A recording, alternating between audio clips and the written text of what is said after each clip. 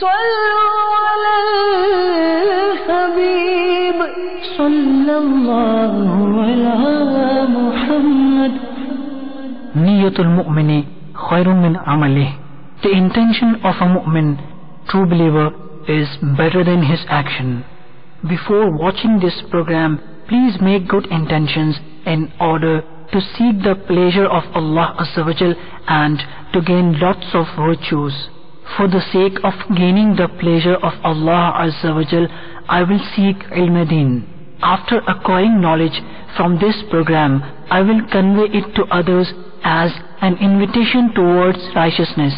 I will note down the important points. I will watch this program from beginning to end.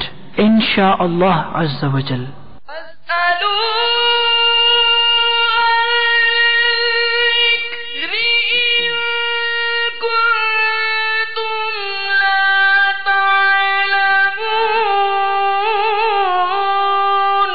تو اے لوگو علم والوں سے پوچھو اگر تمہیں علم نہ ہو. الحمدللہ رب العالمین والصلاة والسلام علی سید المرسلین. اما بعد فاعوذ باللہ من الشیطان الرجیم. بسم اللہ الرحمن الرحیم. الصلاة والسلام علیک یا رسول اللہ وعلی آلک واصحابک یا حبیب اللہ. الصلاة والسلام علیک یا نبی اللہ وعلی آلک واصحابک یا نور اللہ. امیر المومنین حضرت سیدنا عمر فاروق اعظم رضی اللہ تعالی عنہ نے فرمایا، دعا آسمان و زمین کے درمیان معلق رہتی ہے، اس میں سے کچھ بھی اوپر نہیں چڑھتا، یعنی دعا قبول نہیں ہوتی جب تک تو اپنے نبی پر درود نہ بھیجے. صلو علی الحبیب صلی اللہ تعالی علی محمد صلی اللہ تعالی علیہ وآلہ وسلم. میٹھے میٹھے اسلامی بھائی اور مدنی چینل کے ناظرین، ایک دفعہ پھر ہم دارالفتاء اہل سنت کے سلسلے میں حاضر ہیں. اس سلسلے میں آپ مختلف شرعی امور کے متعلق سوالات کرتے ہیں اور ان کے جوابات دارالفتاء اہل سنت کے اسلامی بھائی یہاں ہمیں دیتے ہیں. الحمدللہ علم دین سیکھنے کا یوں ہمیں ایک موقع میسر آتا ہے. قرآن پاک میں جو حکم دیا گیا کہ تمہیں جو معلوم نہ ہو وہ اہل علم سے پوچھو، تو اس قرآنی حکم پر عمل کا ایک بہترین موقع ہمیں الحمدللہ عز و جل یہاں ملتا ہے. مختلف موضوعات پر دارالفتاء اہل سنت کے سلسلے مدنی چینل پر آپ دیکھتے ہی رہتے ہیں. آج بھی انشاءاللہ عز و جل چونکہ رمضان المبارک کی آمد ہے، رمضان بالکل قریب ہے، اور جیسے ہی رمضان آتا ہے گویا نیکیوں کا موسم بہار آ جاتا ہے. روزوں کی بہاریں ہیں، تراویح کی بہاریں ہیں، اسی طریقے سے سحری میں اٹھنا، افطار کے سلسلے، تو یہ سارے ایسا ہے کہ گویا مسلمانوں کے اندر نیکیوں کا جذبہ ایک اجاگر ہو جاتا ہے. مسجدوں میں نمازیوں کی تعداد بڑھ جاتی ہے، مسجدوں میں نوافل پڑھنے والوں کی تعداد بڑھ جاتی ہے، تلاوت قرآن کرنے والوں کی تعداد بڑھ جاتی ہے. تو جہاں ہمیں اللہ تبارک و تعالی کی بے شمار نعمتیں اس مبارک مہینے میں میسر آتی ہیں، انہی میں الحمدللہ عز و جل تراویح کی سنت بھی شامل ہے. اور سنت کی عظمت کے کیا کہنے، اللہ کے پیارے رسول مقبول سیدہ آمینہ کے گلشن کے مہکتے پھول صلی اللہ تعالی علیہ وآلہ وسلم کا فرمان جنت نشان ہے، جس نے میری سنت سے محبت کی اس نے مجھ سے محبت کی، اور جس نے مجھ سے محبت کی وہ جنت میں میرے ساتھ ہوگا. سبحان اللہ. تراویح ایک عظیم سنت ہے. الحمدللہ مسلمانوں میں ایک جذبہ ہے، آ کے مسجدوں میں ادا کرتے ہیں، اسلامی بہنیں گھروں میں ادا کرتی ہیں. تراویح کے حوالے سے تراویح کا شرعی حکم کیا ہے، تراویح کی کتنی رکعات ہیں، تراویح کی جماعت کا کیا حکم ہے، تراویح کس طرح پڑھنی چاہیے، اس کا صحیح طریقہ کار کیا ہے، اس طرح کے بے شمار سوالات انشاءاللہ عز و جل آج کے سلسلہ دارالفتاء اہل سنت میں ہم دارالفتاء اہل سنت کے اسلامی بھائی سے پوچھیں گے، اور اس میں آپ کی کالز کو بھی انشاءاللہ عز و جل شامل سلسلہ کیا جائے گا. دارالفتاء اہل سنت کے اسلامی بھائی سے سوال ہے کہ تراویح، کیونکہ رمضان مبارک کا جیسے ہی سلسلہ شروع ہوگا تراویح کا ایک مطلب جو ہے مسلمانوں میں ذوق شوق ہوتا ہے، تو سب سے پہلے ہمیں یہ بتا دیا جائے کہ تراویح کا شرعی حکم کیا ہے، یعنی مردوں کے لیے بھی، عورتوں، اسلام بھائیوں اسلام بہنوں دونوں کے لیے اس کا شرعی حکم کیا ہے. بسم اللہ الرحمن الرحیم. تراویح مرد و عورت سب پر بالاجماع سنت مؤکدہ ہے اور اس کا ترک جائز نہیں ہے. اس پر خلفائے راشدین رضی اللہ تعالی عنہم اجمعین نے مداومت فرمائی، یعنی ہمیشگی سے اس کو ادا فرمایا. اور سرکار صلی اللہ تعالی علیہ وسلم کا یہ فرمان ہے کہ میری اور میرے خلفائے راشدین کی سنت کو لازم سمجھو۔ تو جب خلفائے راشدین نے بھی اس کے اوپر ہمیشگی فرمائی، سرکار صلی اللہ تعالی علیہ وسلم نے بھی اس کو ادا فرمایا اور اس کو پسند بھی فرمایا، بلکہ صحیح مسلم میں اس کی فضیلت کے بارے میں حضرت ابو ہریرہ رضی اللہ تعالی عنہ سے مروی ہے، فرماتے ہیں کہ سرکار صلی اللہ تعالی علیہ وسلم نے ارشاد فرمایا کہ جو رمضان میں قیام کرے ایمان کی وجہ سے اور ثواب طلب کرنے کے لیے، اللہ تبارک و تعالی اس کے اگلے سب گناہوں کو بخش دیتا ہے، یعنی اس کے صغیرہ گناہوں کو معاف فرما دیتا ہے۔ لیکن سرکار صلی اللہ تعالی علیہ وسلم نے اس کا ترک بھی فرمایا، اس اندیشے کی بنا پر کہ کہیں امت کے اوپر فرض نہ ہو جائے۔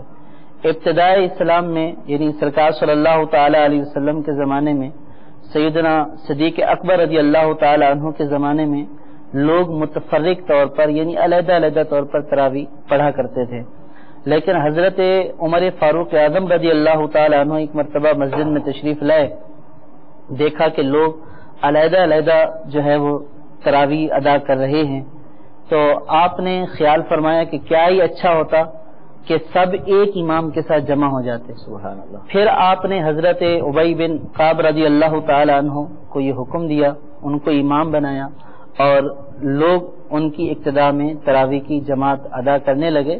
جب دوسرے دن آپ نے جہاں مسجد میں تشریف لائے دیکھا کہ ایک امام کے پیچھے لوگ تراویح کی نماز ادا کر رہے ہیں، تو آپ نے فرمایا یہ اچھی بدعت ہے۔ تو حکم یہی ہوا کہ یہ سنت مؤکدہ ہے اور اس کا ترک جائز نہیں ہے، مرد کے لیے بھی سنت مؤکدہ ہے، عورت کے لیے بھی سنت مؤکدہ ہے۔ کتنی رکعت اس کی سنت مؤکدہ ہے، کتنی رکعت پڑھی جائیں گی اسلام بھائیوں اسلام بہنوں دونوں کے لیے؟ کیونکہ دیکھا گیا ہے کہ بسا اوقات جو ہے وہ بعض لوگ 4 پڑھ کے نکل جاتے ہیں، بعض 8 پڑھ کے جا رہے ہوتے ہیں، بعض 12 پڑھ کے، تو مختلف یوں ہوتا ہے، تو کتنی رکعت پڑھنی چاہیے ہمیں؟ جمہور کا مذہب یہ ہے کہ تراویح کی 20 رکعتیں ہیں اور احادیث پاک سے بھی یہی ثابت ہے، اور حضرت امیر المومنین حضرت عمر فاروق اعظم، حضرت علی، حضرت عثمان غنی رضی اللہ تعالی عنہ اور بعد کے مسلمانوں کا یہی معمول رہا۔ چنانچہ بیہقی کی حدیث پاک ہے کہ صاحب بن یزید رضی اللہ تعالی عنہ سے روایت ہے کہ لوگ فاروق اعظم رضی اللہ تعالی عنہ کے زمانے میں 20 رکعتیں پڑھا کرتے تھے۔ سبحان اللہ۔ اسی طرح حضرت عثمان غنی اور حضرت علی رضی اللہ تعالی عنہ کے دور میں بھی یوں ہی تھا کہ لوگ 20 رکعتیں ادا کیا کرتے تھے۔ موطا میں ایک حدیث پاک ہے کہ حضرت عمر رضی اللہ تعالی عنہ کے زمانے میں لوگ رمضان میں 23 رکعتیں ادا کیا کرتے تھے۔ تو اس کی تطبیق یہ بیان کی ہے کہ 20 رکعتیں تراویح کی اور 3 رکعتیں وتر کی۔ تو جمہور کا یہی موقف ہے کہ تراویح کی 20 رکعتیں ہیں، تو لہذا 20 رکعتیں ہی پڑھنی چاہیے۔ جو 8 پڑھ کر یا 12 پڑھ کر چلے جاتے ہیں ان کا یہ عمل درست نہیں ہے۔ میٹھے اسلام بھائیوں، مدنی چینل کے ناظرین، پتہ چلا کہ جماعت کے ساتھ تراویح آ کے پڑھنی چاہیے، 20 رکعتیں ادا کرنی چاہیے۔ تراویح فی نفسی ہی سنت مؤکدہ ہے اور بلا وجہ یہ چھوڑنا گناہ ہے، نہیں چھوڑ سکتے۔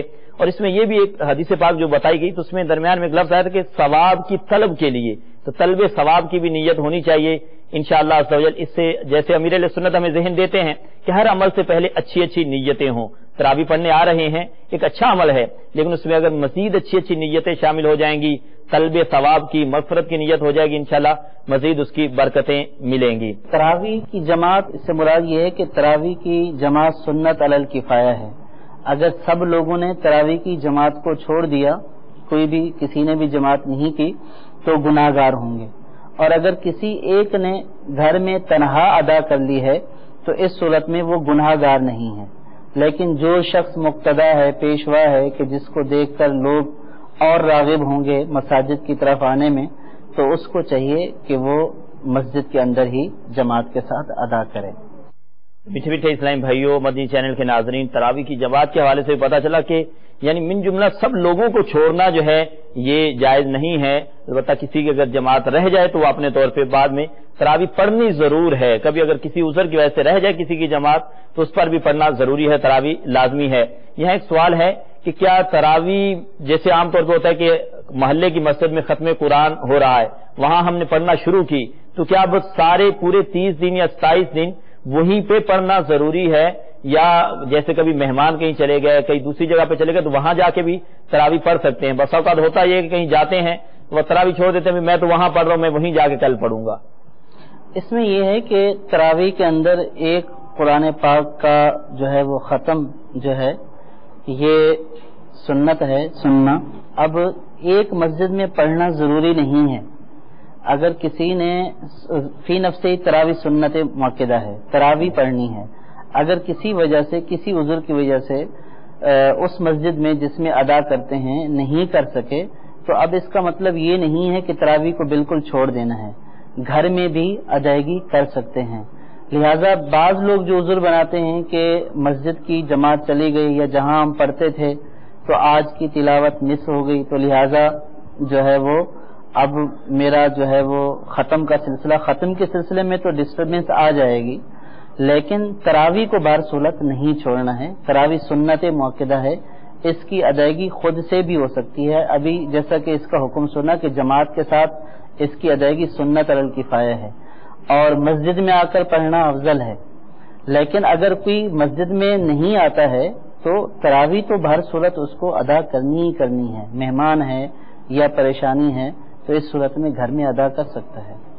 میٹھے میٹھے اسلام بھائیو، مدنی چینل کے ناظرین، پتہ چلا کہ کہیں پر بھی ہیں تراویح بہرحال ضرور پڑھنی ہے، کیونکہ آپ بھی ہمارے ساتھ اس سلسلے میں شامل ہیں تو باقاعدہ آپ کے سوالات کو بھی آئیے شامل سلسلہ کرتے ہیں۔ اسلام ہمیں کال کا سلسلہ شروع ہو چکا ہے، آئیے 2 کالیں شامل سلسلہ کرتے ہیں اور دیکھتے ہیں کہ ہم سے کیا پوچھا جا رہا ہے اور پھر انشاءاللہ عز و جل اس کے جوابات جو ہیں وہ ہم حاصل کریں گے۔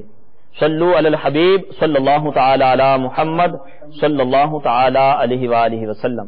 حضور میرا سوال یہ ہے کہ اگر نفلی روزہ ٹوٹ جائے تو اس کا کیا حل ہے؟ السلام علیکم ورحمۃ اللہ وبرکاتہ۔ وعلیکم السلام ورحمۃ اللہ وبرکاتہ۔ اللہ محمد اکرم اطاری ہے، نور کالونی حویلی لکھا سے عرض کر رہا ہوں۔ حضور میں یہ پوچھنا چاہتا ہوں کہ اگر اسلامی بھائی نے نیت کی ہے رات کو یا رمضان المبارک میں کہ میں روزہ رکھوں گا تو وہ مطلب وہ اٹھ نہیں پایا، تو اس میں اتنی طاقت بھی نہیں ہے کہ وہ بغیر کھائے پیے سحری کیے وہ روزہ رکھ سکے، تو اس کے لیے کیا حکم ہے؟ دوسرا حضور ایک اور سوال ہے کہ اسلامی بہن جو ہے وہ جو حلال چیزیں ہیں مثال کے طور پر جانور ہیں جو ہم کھاتے ہیں وہ ذبح کر سکتی ہے؟ اس کا جواب عطا فرمائیں۔ نفلی روزہ رکھ کے ٹوٹ جائے تو اس کے حوالے سے اب کیا حکم ہے؟ اور دوسرا پوچھا گیا کہ رات کو نیت تھی روزے کی لیکن صبح سحری میں اٹھ نہ سکے، اب سحری کی نہیں ہے تو کمزوری ہے، طاقت اتنی نہیں ہے کہ بغیر سحری کے روزہ رکھ لیں، تو آیا اب اس کے لیے کیا حکم ہوگا جو سحری نہ کر سکا؟ جو سحری نہیں کر سکا ہے تو سحری تو روزے کے لیے کرنا سنت ہے، تو اب جو انہوں نے آگے بیان کیا کہ روزے کی طاقت نہیں ہے تو کیا طاقت نہیں ہے، کون سا عذر ہے؟ کہ بہت سارے ایسے صحت مند لوگ بھی ہوتے ہیں کہ جو روزہ نہیں رکھتے ہیں، بولتے ہیں ہم روزہ نہیں رکھ سکتے ہیں، تو اگر کوئی ایسا عذر ہے کہ جو عذر روزہ چھوڑنے کا عذر بن سکتا ہے تب تو اس صورت میں جو ہے وہ اس کی یہ ہوگی کہ یہ عذر کی وجہ سے روزہ جو ہے وہ نہ رکھے، اس کی قضا کر لے، لیکن اگر صرف سحری نہ کھانے کا عذر یہ عذر نہیں ہے، اگر سحری نہیں بھی کھائی تب بھی اس کے اوپر روزہ رکھنا لازم ہے کہ سحری کھانا سنت ہے۔ اب ان کا کیا عذر ہے، کس وجہ سے جو ہے وہ نہیں رکھ سکیں گے، پورا مکمل نہیں کر سکیں گے، اور اس کا غالب گمان ہے یا صرف یہ اندیشہ ہے کہ ایسا ہو جائے گا، تو روزہ تو بہرحال ان کو جیسے آج کل گرمی کے دن ہے تو ایک اندیشہ ہوتا ہے کہ بھوک اندیشے کی بنا پر ترک نہیں کیا جائے گا، روزہ تو رکھیں گے یہ۔ اب اگر روزے کی حالت میں ایسی کیفیت پیدا ہو گئی کہ جس میں روزہ توڑنے کی صورت پیدا ہو جاتی ہے تو پھر اس صورت میں ان کو رخصت ہو جائے گی کہ یہ اس عذر کی وجہ سے روزہ توڑ دیں، لیکن روزہ توڑنے کی بھی صورتیں ہیں کہ غالب گمان ہو کہ اب اگر یہ نہیں توڑے گا تو ہلاکت کا اندیشہ ہے، یا جو ہے وہ ایسے مرض میں مبتلا ہے کہ ماہر جو ہے وہ طبیب یہ کہہ دیتا ہے کہ روزہ توڑ دیں جو غیر فاسق ہو، تو جو آزار ہیں روزہ توڑنے کے اگر روزے کے دوران ایسی صورت پیدا ہو گئی تو پھر روزہ توڑنے کی اجازت ہوگی، لیکن سحری نہ کھانے کی وجہ سے روزہ چھوڑنے کی اجازت نہیں ہے کہ رمضان کا روزہ فرض ہے اور بلا عذر شرعی اس کا ترک کرنا گناہ ہے۔ محمد اکرم بھائی حویلی لکھا سے انہوں نے کال کی تھی، تو یہ تو تھا رات کو نیت کے حوالے سے کہ نیت کی تھی لیکن صبح اور سحری نہ کر سکے. ایک اور غلام یاسین بھائی ہیں, نفلی روزہ رکھ کے ٹوٹ جائے, اس کا توڑ دیا یا ٹوٹ جائے, اگر نفلی روزہ رکھ کے توڑ دیا تو اس کی قضا کرنی پڑے گی, نفلی روزے کی بھی قضا کرنی پڑے گی. ٹھیک ہے. اور ایک محمد اکرم بھائی نے جو آج کے ہمارے سلسلے سے متعلق تو نہیں لیکن پوچھا کہ کیا اسلام بہن حلال جانور ذبح کر سکتی ہیں؟ ذبح کرنے کے لیے مرد ہونا شرط نہیں ہے, تو اگر اسلامی بہن بھی صحیح ذبح کرنا جانتی ہو, یہ شرط ہے کہ صحیح ذبح کرنا آتا ہو, تو جس سے جانور حلال ہو جائے, تو عورت بھی ذبح کر سکتی ہے, اس کا ذبیحہ کھانا بھی جائز ہے, بشرط یہ صرف عورت کے لیے بھی شرط نہیں ہے, مرد کے لیے بھی شرط ہے جو بھی ذبح کرے کہ وہ ذبح کرنا اچھی طرح جانتا ہو کہ کون کون سی رگیں کٹنا ضروری ہیں. اگر اس نے صحیح طریقے سے ذبح کر لیا تو اس کا کھانا حلال ہے, چاہے وہ مرد ہو یا عورت ہو. تو میٹھے میٹھے اسلام بھائیوں, مدنی چینل کے ناظرین, جن اسلام بھائیوں نے کال کی ان کو اور مدنی چینل کے تمام ہی ناظرین کو اس حوالے سے بہت کچھ سیکھنے کو ملا. آئیے مزید کچھ کال کو شامل سلسلہ کرتے ہیں. صلو علی الحبیب صلی اللہ تعالی علی محمد صلی اللہ تعالی علیہ وسلم. میرا سوال یہ ہے آپ حضرت سے کہ کیا تراویح میں عورتوں کی جو تراویح ہوتی ہے اس میں ایک لیڈیز جو امام بن سکتی ہے؟ السلام علیکم ورحمۃ اللہ وبرکاتہ. وعلیکم السلام ورحمۃ اللہ وبرکاتہ. میرا دعوت سنت میں یہ سوال ہے کہ جیسے جو لوگ کمزور معذور لوگ ہوتے ہیں جن سے اتنا بیٹھا بھی نہیں جاتا, تو ان کے لیے کیا حکم ہے کہ وہ کتنی رکعت پڑھ سکتے ہیں؟ السلام علیکم ورحمۃ اللہ وبرکاتہ. وعلیکم السلام ورحمۃ اللہ وبرکاتہ. تراویح میں عورت ہے, اسلام بہن ہے, وہ عورتوں کی جماعت کر رہی ہے, اس کا کیا حکم ہے؟ اور ایک اور کال آئی کہ جو کمزور اور معذور ہے کیا اس کو بھی 20 ہی رکعتیں پڑھنی ہوں گی, کیا اس کے لیے کوئی کمی بیشی ہے؟ عورتوں کی جماعت کا جو ہے وہ عورت ہی کا امام بننا یہ جائز نہیں ہے, تو لہذا عورت امام نہیں بن سکتی ہے. اسلامی بہنوں کو چاہیے کہ وہ اپنی علیحدہ علیحدہ تراویح کی نماز ادا کریں. ان کے اوپر اس کی جماعت ویسے ہی واجب نہیں ہے, ویسے ہی یہ سنت علی الکفایہ ہے جماعت اس کی, تو عورتوں کا امام بننا ویسے جائز نہیں ہے. تو اس لیے عورتوں کو چاہیے کہ وہ اپنی علیحدہ علیحدہ جو ہے وہ تراویح کی نماز ادا کریں. بعض علاقوں میں ایسا ہوتا ہے کہ بعض جو حافظ اسلامی بہنیں ہوتی ہیں وہ آگے جو ہے وہ امام بن جاتی ہیں اور پیچھے عورتیں ان کے نماز ادا کرتی ہیں, تو شرعاً یہ درست نہیں ہے, یعنی عورت کا جماعت کروانا جائز نہیں ہے. اور دوسرا پوچھا کہ کمزور معذور یہ اس طرح کے ہیں, ہاں کمزور ہوں یا معذور ہوں تو ان کے اوپر بھی 20 رکعتیں ہیں, اس میں کوئی تخفیف نہیں ہے کمزور کے لیے یا صحت مند کے لیے. ہاں کمزور یا بیمار اس کے لیے یہ تخفیف ہے کہ اگر وہ کھڑا نہیں ہو سکتا ہے تو بیٹھ کر پڑھے, اور اگر زمین کے اوپر بیٹھ نہیں سکتا ہے, عذر ہے, تو کرسی کے اوپر بھی بیٹھ کے پڑھ سکتا ہے, تو یہ تخفیف ہو سکتی ہے. لیکن رکعتوں کے اعتبار سے کوئی تخفیف نہیں ہے, 20 رکعتیں ہی کمزور کو بھی ادا کرنی پڑیں گی, صحت مند کو بھی 20 رکعتیں ہی ادا کرنی پڑیں گی. میٹھے میٹھے اسلام بھائی اور مدنی چینل کے ناظرین, یہ بھی بہت اہم دونوں مسائل تھے کہ بس اوقات ایسا ہوتا ہے کہ ہم یہ سمجھتے کہ شاید میں کمزور ہوں, میرے لیے میں چلو آج تو کچھ تو پڑھ رہا ہوں, پڑھ کے چلا جاؤں, نہیں, بلکہ فرمایا گیا کہ اگر کمزور ہیں تو جو جتنی کھڑے ہو کے پڑھ سکیں کھڑے ہو کے پڑھ لیں, نہیں پڑھ پا رہے, معذور ہیں یا کوئی عذر ہے تو بیٹھ کے بھی آپ پڑھ سکتے ہیں. اور یہ بھی ایک مطلب عام سا ہوتا جا رہا ہے کہ بسا اوقات جو ہے وہ عورتوں کی جماعت کروانے لگ جاتی ہیں. یہ بھی ہمیں آج پتا چلا کہ یہ ناجائز ہے ایسی جماعت کروانا.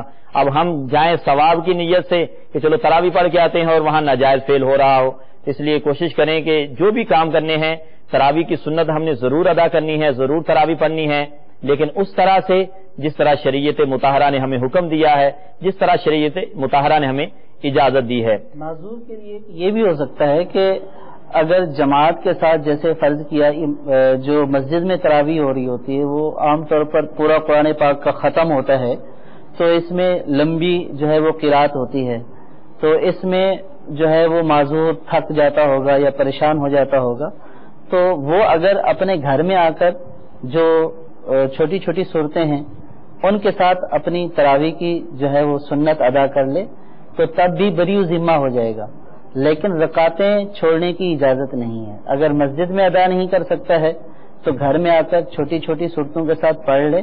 بہرحال تراویح پوری رکعتیں پڑھے, لیکن بالکل ترک کرنے کی اس کو بھی اجازت نہیں ہے۔ یہاں ایک سوال ہے کہ آج کل دیکھا جاتا ہے کہ بعض لوگ رمضان مبارک میں بھی، جیسے رمضان کا مہینہ شروع ہوگا، بہت سارے اس کے مطلب نظر آتے ہیں معاذ اللہ کہ بالکل نوجوان ہوتے ہیں، ہٹے کٹے ہوتے ہیں، روزے نہیں رکھتے، یا بعض اس لیے روزے نہیں رکھتے جیسے بھی گرمی کا موسم ہے تو کہ گرمی ہے، پیاس لگے گی، کمزور ہو جاؤں گا، بیمار ہو جاؤں گا، تو کیا کمزوری یا بیماری کے صرف ڈر سے، اندیشے سے روزہ چھوڑنا جائز ہے؟ کمزوری اور بیماری کے اندیشے سے، ڈر سے روزہ چھوڑنا جو ہے وہ جائز نہیں ہے۔ رمضان کے روزے فرض ہیں، بہر صورت یہ روزے رکھنے ہوں گے۔ شریعت نے جو عذر بیان کیے ہیں روزہ نہ رکھنے کے، صرف وہی آزار ہی جو ہے وہ ان کی وجہ سے روزہ ترک کیا جا سکتا ہے۔ یہ تو ایک اندیشہ ہے کہ بھئی ایسا ہو جائے گا، ایسا ہو جائے گا، ورنہ اگر جس کے اندر ایمان کی طاقت ہوتی ہے، جس کے اندر شوق ہوتا ہے، جذبہ ہوتا ہے، تو بہت کمزور سے لوگ بھی، بلکہ جو سالہ سال سے دائمی مرض میں چلے آتے ہیں، وہ بھی جو ہے وہ ہمت کرتے ہیں، روزہ رکھ لیتے ہیں۔ اور پھر یہ بھی سوچنا چاہیے کہ گرمی کی شدت ہے تو جس قدر جو ہے وہ عبادت میں تکلیف زیادہ ہوتی ہے تو اس کا ثواب بھی اس قدر زیادہ ہوتا ہے۔ تو جو عشاق رمضان ہوتے ہیں وہ تو اس بات کو پسند کرتے ہیں کہ گرمیوں کے روزے، تاکہ تھوڑی آزمائش زیادہ ہو اور ثواب بھی زیادہ ملے۔ تو صرف نوجوانوں کا، یہ نوجوانوں میں یہ مرض عام ہے کہ وہ طرح طرح کے عذر بیان کرتے ہیں، تو یہ عذر جو ہے وہ قابل قبول نہیں ہے۔ ان کو چاہیے کہ وہ اپنے، بلکہ لازم ہے ان کے اوپر اس طرح کے آزار چھوڑیں اور اللہ تبارک و تعالیٰ کے عذاب سے ڈریں۔ اور جو روزے اللہ تبارک و تعالیٰ نے فرض کیے ہیں، سال میں صرف جو ہے وہ 1 ماہ کے روزے ہیں، 1 ماہ کے رمضان کے روزے فرض ہیں۔ تو انسان سارا سال کھاتا پیتا رہتا ہے اور سارا سال اپنے جو ہے وہ کھانا پینا اپنے خواہش کے مطابق رہتا ہے، لیکن صرف 1 مہینہ ہے اور اس میں بھی یہ نہیں ہے کہ کھانا پینا ترک کر دینا ہے، پورا مہینہ نہیں بلکہ وہ بھی کچھ ٹائم ہے کہ روزے کا جو ٹائم ہے تو اس میں صرف کھانا پینا ترک کر دینا ہے۔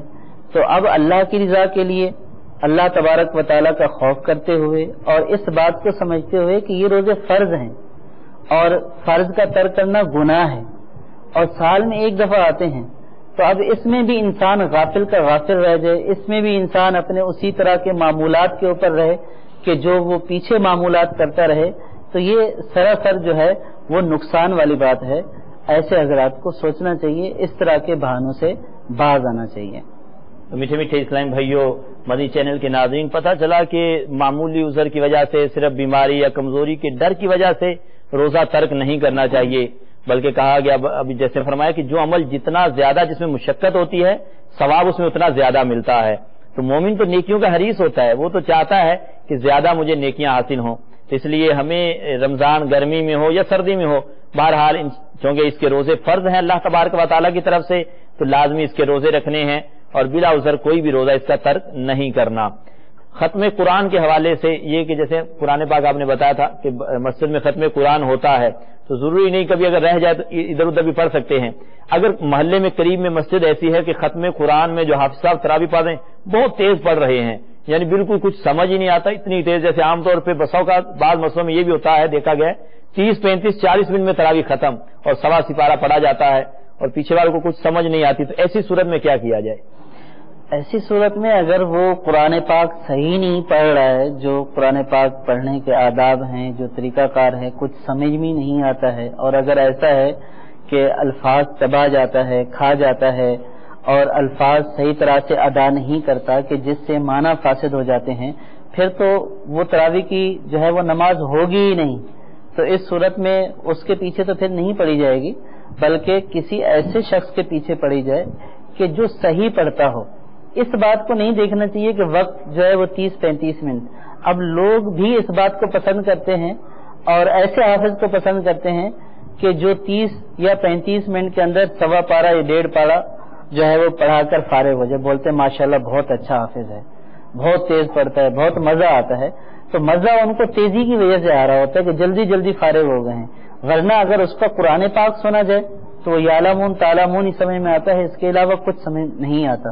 تو ایسے شخص کے جو تیزی کی وجہ سے حروف ہی چبا جائے اور جو ہے وہ صحیح تلفظ ہی ادا نہ کرے الفاظ کا، تو اس صورت میں تو اس کے پیچھے پھر پڑھنا ہی جائز نہیں ہے۔ اور اسے پڑھنے کا کوئی ثواب ہی نہیں ہے، بلکہ جو ہے وہ تراویح دوبارہ پڑھنی ہوگی اگر اس طرح پڑھیے کہ معنی ہی فاسد ہو جاتا ہے۔ اور جو صحیح طور پر پڑھتا ہے اس کے پیچھے تراویح ادا کرنی چاہیے، اور یہ بھی ایک نعمت ہے، تراویح کی نعمت، اور یہ بھی جو ہے وہ روزانہ نہیں ہوتی ہے، یہ بھی سال کے بعد آتی ہے۔ اور رمضان کی راتوں میں قیام کرنے کا ثواب آپ نے سنا کہ جو طلب ثواب کے لیے رمضان کی راتوں میں قیام کرے تو اللہ تعالیٰ اس کے صغیرہ گناہوں کو معاف فرما دیتا ہے، تو اس کا اتنا ثواب ہے۔ تو اب اس میں آسانی ڈھونڈی جا رہی ہے اور یہ نہیں دیکھا جا رہا کہ میری نماز درست ہو رہی ہے یا نہیں ہو رہی، اور اس میں یہ بھی ہوتا ہے کہ بعض لوگ کے بڑا خوش الہان ہے، ہاں اگر صحیح پڑھتا ہے، خوش الہان ہے تو اچھی بات ہے، لیکن فقہاء نے یہ فرمایا کہ خوش الہانی کی بجائے صحیح خوان کا جو ہے وہ انتخاب کیا جائے، یعنی جو درست قرآن پاک پڑھتا ہے اس کا انتخاب کیا جائے، اس کی خوش الہانی کو نہ دیکھا جائے۔ ہاں اگر خوش الہان بھی صحیح بھی ادا کرتا ہے، صحیح بھی پڑھتا ہے، تو یہ نور علی نور ہے، اچھا ہے کہ تلاوت کلام پاک سننے کا ایک سرور آتا ہے، لیکن اس سرور میں قرآن پاک کے اوپر غور و تفکر تدبر اگر جاتا رہے تو پھر اس خوش الہان کے پیچھے بھی نہیں پڑی جائے، بلکہ صحیح خوان کے پیچھے جو درست پڑھتا ہو اس کے پیچھے تراویح ادا کرنی چاہیے۔ تو لہٰذا اس بات کا لحاظ رکھنا چاہیے، وقت کو نہ دیکھا جائے، اس بات کا ہر شخص التزام کرے، مساجد کی کمیٹیاں بھی یہ اپنے اوپر لازم کر لیں کہ جو درست قرآن پاک پڑھتا ہو اس کا انتخاب کیا جائے، اس کا باقاعدہ ٹیسٹ لیا جائے، اور پھر ان کو بتایا جائے کہ بھائی ہم نے قرآن پاک سننا ہے، ہمیں ٹائم کی کوئی قید نہیں ہے کہ آپ 30 منٹ کے اندر 35 منٹ کے اندر، بھلے آپ 1.25 گھنٹے کے اندر ختم کریں، لیکن قرآن پاک آپ نے درست پڑھنا ہے۔ اگر آپ قرآن پاک درست نہیں پڑھیں گے، صحیح طریقے سے نہیں پڑھیں گے، الفاظ کی ادائیگی درست نہیں ہوگی، الفاظ چبائیں گے، کھا جائیں گے، تو پھر اس صورت میں جو ہے وہ آپ کو تراویح نہیں پڑھانے دی جائے گی۔ اگر یہ سلسلہ کر دیا جائے تو پھر حفاظ جو ہے وہ صحیح طریقے سے پڑھیں گے۔ تو اس میں بھی مسئلہ حفاظ کا نہیں ہوتا ہے، حفاظ نے بھی اپنا ٹائم سیٹ کیا ہوتا ہے گھڑی کا، کہ کمیٹی جو بولتی ہے کہ آدھے گھنٹے میں ختم کرنا ہے تو اس نے بھی سیٹ کیا ہوتا ہے آدھے گھنٹے میں ختم کرنا ہے، بھلے جیسا بھی پڑھ رہے ہیں۔ اور اگر اس کو یہ بولا جائے کہ آپ نے صحیح پڑھنا ہے، ٹھیک پڑھنا ہے، صحیح طریقے سے سمجھ میں آنی چاہیے، تو وہ پھر پہلے ہی بول دیتے کہ وقت لگے گا پھر اس کے لیے، تو وقت لگے لیکن صحیح طریقے سے ادا کیا جائے۔ اب کمیٹی والے یہ چاہتے ہیں کہ ذرا تیز پڑھیں گے تو ہماری مسجد میں نمازی زیادہ آئیں گے، اس وجہ سے وہ کہہ رہے تھے ایسے نمازیوں کا یا ایسے اجتماع کرنے کا کیا فائدہ کہ جس میں نمازی درست نہ ہو؟ تو نمازیوں کو جمع کرنا تو مقصود نہیں ہے نا، مقصود تو اللہ تعالیٰ کی عبادت ہے۔ اگر وہ عبادت ہی درست طریقے سے نہ ہو تو پھر نمازی جمع ہو کر کیا کریں گے؟ تو پھر ان کی نماز ہوئی کہاں؟ اس لیے مقصود اللہ تبارک و تعالیٰ کی عبادت کرنا ہے، تو جو عبادت کرنے کے لیے آ رہے ہیں تو وہ خود سوچیں کہ میں جس جگہ پر پڑھنے جا رہا ہوں وہاں پہ میری عبادت درست بھی ہوتی ہے یا نہیں ہوتی ہے۔ تو لہٰذا اگر محلے کی مسجد میں ایسا حافظ ہے کہ جو صحیح ادا نہیں کرتا ہے، صحیح نہیں پڑھتا ہے، تو پھر اس کو چھوڑ کر کسی دوسری مسجد میں ادا کریں۔ تو میٹھے میٹھے اسلام بھائی اور مدنی چینل کے ناظرین، اس حوالے سے ہم نے سنا کہ تراویح درست پڑھنا اور ایسے حافظ کے پیچھے سننا، جیسے ہم سننے جا رہے ہیں تو ایسے حافظ کے پیچھے سننا ہے کہ جو درست پڑھتا ہو، اور کمیٹی والوں کے لیے بھی یہ مدنی پھول دیے گئے کہ وہ بھی ایسے حافظ کا انتخاب کریں جو درست قرآن پاک پڑھتا ہو، یعنی جس میں جو ہے حروف چبائے نہ جائیں، ایسی مطلب غلطیاں نہ ہوں کہ معنی ہی اس کے فاسد ہو جائیں۔ بہرحال کال کا سلسلہ جاری ہے، آئیے ایک اور کال کو شامل سلسلہ کرتے ہیں۔ صلو علی الحبیب صلی اللہ تعالی علی محمد صلی اللہ تعالی علیہ وسلم۔ السلام علیکم۔ وعلیکم السلام ورحمۃ اللہ محمد وبرکاتہ۔ اشرف اتاری بودے والا پنجاب۔ بھجن میرا سوال یہ ہے کہ جس مسجد زیر تعمیر ہو اس میں چھپنا، اس میں اعتکاف کرنا صورتحال ہے، کیا اس میں اعتکاف نہیں ہو سکتا؟ اس میں کیا اس میں برادری کے فی الحال مسجد میں اعتکاف کر سکتا ہے؟ ظہیر احمد سعودی عربیہ سے بول رہا ہوں۔ میرا سوال یہ ہے کہ جسم کے کسی بھی حصے سے اگر کسی بھی وجہ سے خون بہہ جائے تو کیا اس میں روزہ مکروہ ہو جائے گا یا ٹوٹ جائے گا، یا کسی بھی بیماری کی وجہ سے انجیکشن لوانا پڑ جائے تو اس کا کیا حکم ہے؟ آصف بھائی نے تو بورے والا سے سوال کیا اعتکاف کے حوالے سے۔ اس کے لیے پہلی بات یہ ضروری ہے کہ اعتکاف کے لیے مسجد کا ہونا شرط ہے۔ اگر مسجد ہے، کسی میدان کو مسجد کر دیا گیا تو وہاں پہ اعتکاف کر سکتے ہیں، تو اس کے لیے چھت کا ہونا ضروری نہیں ہے، مسجد ہونا ضروری ہے۔ اور اگر جو ہے وہ ابھی اس کو مسجد کیا ہی نہیں ہے تو جب مسجد نہیں کیا تو وہ فنائے مسجد بھی نہیں ہے، وہ خالی میدان ہے. تو اس لیے خالی میدان میں تو اعتکاف ہو ہی نہیں سکتا. یا مسجد جو ہے وہ بعض جگہوں پہ ایسا بھی کر دیتے ہیں کہ تھوڑا سا حصہ مخصوص کر دیتے ہیں اور بقیہ کو فنائے مسجد چھوڑ دیتے ہیں. تو اس صورت میں مسجد میں آنا شرط ہے اعتکاف کے لیے، کہ جو اعتکاف کا ابتدا ہے تو غروب آفتاب سے پہلے مسجد میں داخل ہونا شرط ہے. تو اب اگر کوئی مسجد میں داخل نہیں ہوا، فنائے مسجد میں بیٹھا رہا، تو اس کا اعتکاف تو شروع ہی نہیں ہوا. تو اس لیے ضروری اور بنیادی شرط مسجد کا ہونا ہے، چھت کا ہونا ضروری نہیں ہے. اور فنائے مسجد میں اگر کوئی بیٹھا رہا اور وہاں سے اعتکاف شروع کر دیا تو پھر اس صورت میں اعتکاف نہیں ہوگا. ہاں اگر مسجد میں آ گیا پھر اس کے ساتھ فنائے مسجد جاتا ہے تو پھر اس کی تفصیل ہے، لیکن ابتداءً مسجد میں آنا شرط ہے. ہمارے سلسلے کا وقت ختم ہو رہا ہے.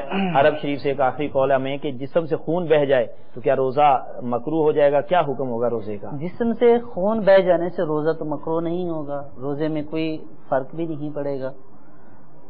ہاں یہ بیان ضرور کیا ہے کہ البتہ اگر اتنا خون بہ جائے کہ جس سے اب روزہ مکمل جو ہے وہ ادا کرنا جو ہے وہ مشکل ہو جائے، غالب گمان ہو جائے کہ اگر نہیں توڑے گا تو پھر ہلاکت میں پڑے گا، یا جو ہے وہ ماہر طبیب غیر فاسق یہ بول دیتا ہے کہ آپ روزہ توڑ دیں، تو اس صورت میں توڑنے کی اجازت ہوگی. لیکن اگر ویسے کٹ لگا، خون بہ گیا تھوڑا بہت، یا بسوں خون جیسے ٹیسٹ کے لیے دے دیا، اس سے روزہ نہیں جائے گا، اس سے بھی نہیں جائے گا روزہ. سبحان اللہ. باہر نکلنے سے، جسم سے باہر نکلنے سے روزہ نہیں جاتا ہے.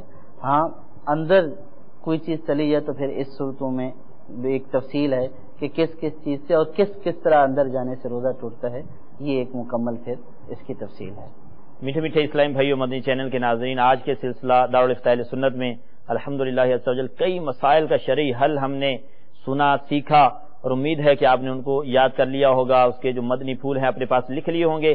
آنے والے سلسلوں میں مزید انشاءاللہ عز و جل اس حوالے سے رمضان مبارک کا چونکہ پربہار موسم قریب ہے تو رمضان میں بہت سارے اس طرح کے مسائل جو ہمیں درپیش ہوتے ہیں، تراویح کے حوالے سے، روزوں کے حوالے سے، قے کے حوالے سے، خون کے حوالے سے، پھر جو مطلب کن چیزوں سے روزہ ٹوٹ جاتا ہے، کن سے نہیں ٹوٹتا، اعتکاف کے حوالے سے، اعتکاف میں کیا کیا چیزیں ضروری ہیں، اور اس کے بعد پھر عید الفطر کا سلسلہ ہے. تو یہ سارے جو ہے انشاءاللہ عز و جل ہم دارالفتاء اہل سنت کا سلسلہ دیکھتے رہیں گے، مدنی چینل کے ساتھ مربوط رہیں گے. انشاءاللہ اس طرح کے بہت سارے مدنی پھول، بہت سے مسائل انشاءاللہ سیکھ جائیں گے. اللہ تبارک و تعالی ہم سب کو علم دین سیکھنے، سمجھنے، عمل کرنے کی توفیق عطا فرمائے، علماء اہل سنت سے مربوط رہنے کی توفیق عطا فرمائے. آمین بجاہ النبی الامین صلی اللہ علیہ وسلم. صلو علی الحبیب صلی اللہ تعالی علی محمد صلی اللہ تعالی علیہ وسلم.